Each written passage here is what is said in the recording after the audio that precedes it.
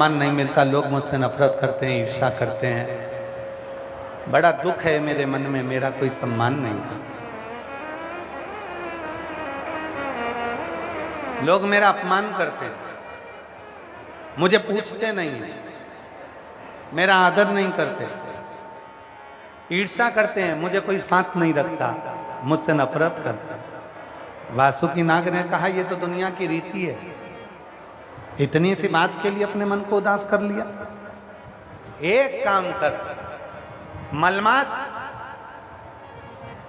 तो किसी महीने में तुझे लोग अपने महीने में तुझे नहीं रखेंगे, तो खुद उस शिव की आराधना,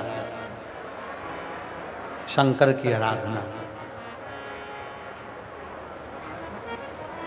मलमास, प्रत्येक महीने में एक शिवरात्रि आती है और मलमास तेरे महीने में भी शिवरात्रि आएगी।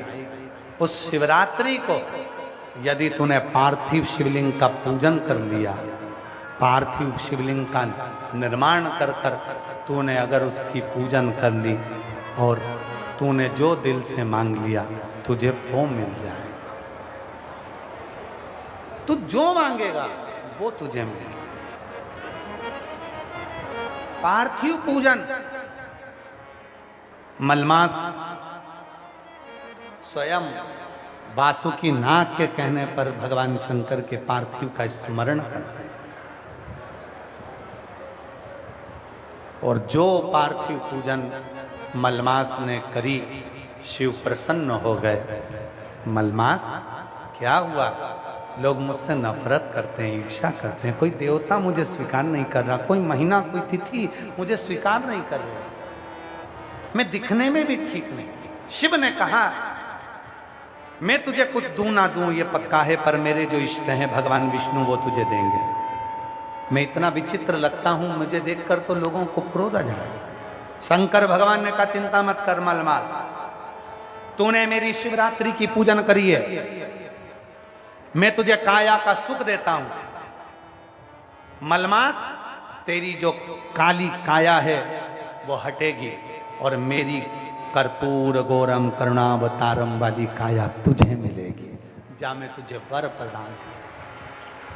3 साल में एक बार मलमास आता है, हर 3 वर्ष में मलमास आता है और मलमास के अंतर्गत, अधिक मास के अंतर्गत, पुरुषोत्तम मास के अंतर्गत जो शिवरात्रि आती है, उस शिवरात्रि पर यदि पार्थिव शिवलिंग बनाकर पूजन करी जाती है तो काया का कैसा भी रोग हो वो समाप्त होकर ही रहता है।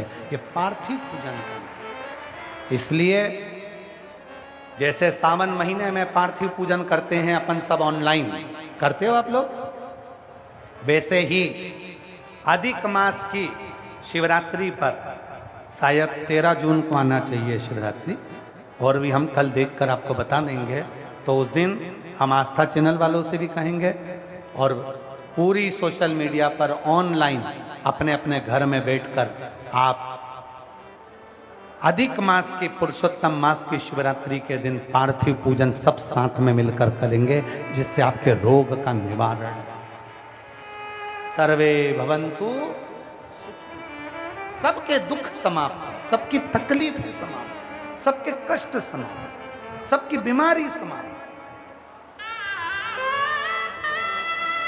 अपने अपने घर में छोटा थोड़ा सा मिट्टी का शिवलिंग बनाना, पार्थिव पूजन करना, और कुछ सामग्री हैं जो हम कल की कथा में आपको बताएंगे कि पार्थिव पूजन में जो अधिक मास में जो पार्थिव पूजन करेंगे, अधिक मास में जो शिवलिंग का निर्माण कर कर भगवान शंकर की पूजन कर कर जो विसर्जन करेंगे शिवरात्रि के दिन, अपने अपने घरों में रहकर, अपने अपने घर में बैठकर, जो 13 जून को हम देखें तिथि, 13 जून को जो शिवरात्रि पड़ेगी, मलमास की, अधिक मास की, पुरुषोत्तम मास की, उस पे घर में रहकर पार्थिव पूजन करें और उस पूजन का फल प्राप्त करें।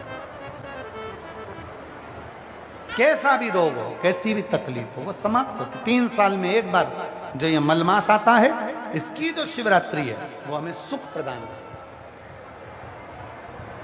कल आप लोग पेन और कॉपी लेकर आना, कल हम वर्णन करेंगे।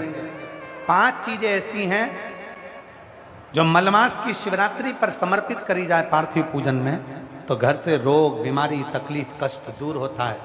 बच्चों में विद्वत्ता आती है।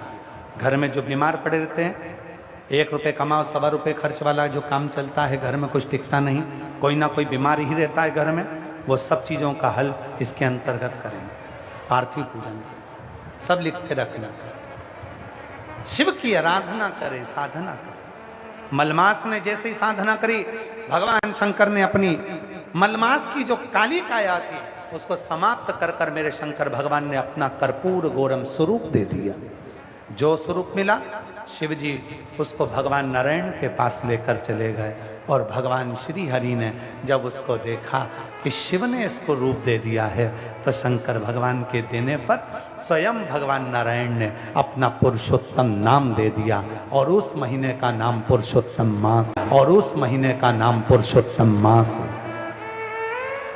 बोल पुरुषोत्तम मास भगवान की, अधिक मास भगवान की, हर हर महा। ब्रह्मा जी के मन के भेद को मिटाने के लिए भगवान स्वतः अर्धनारेश्वर रूप का दर्शन देते हैं। भगवान श्री अर्धनारेश्वर पधार रहे हैं। जोरदार ताली बजाकर उनका स्वागत करिए। बोल अर्धनारेश्वर भगवान की। भगवान अर्धनारेश्वर का सुंदर स्वरूप आया, दर्शन किए। ये कथा आज दूसरे दिवस की कथा यहाँ विराम ले रही है। घरोंडा मंडी में जो कथा चल रही है, आज उसका द्वितीय दिवस यहाँ विराम हुआ। कल कथा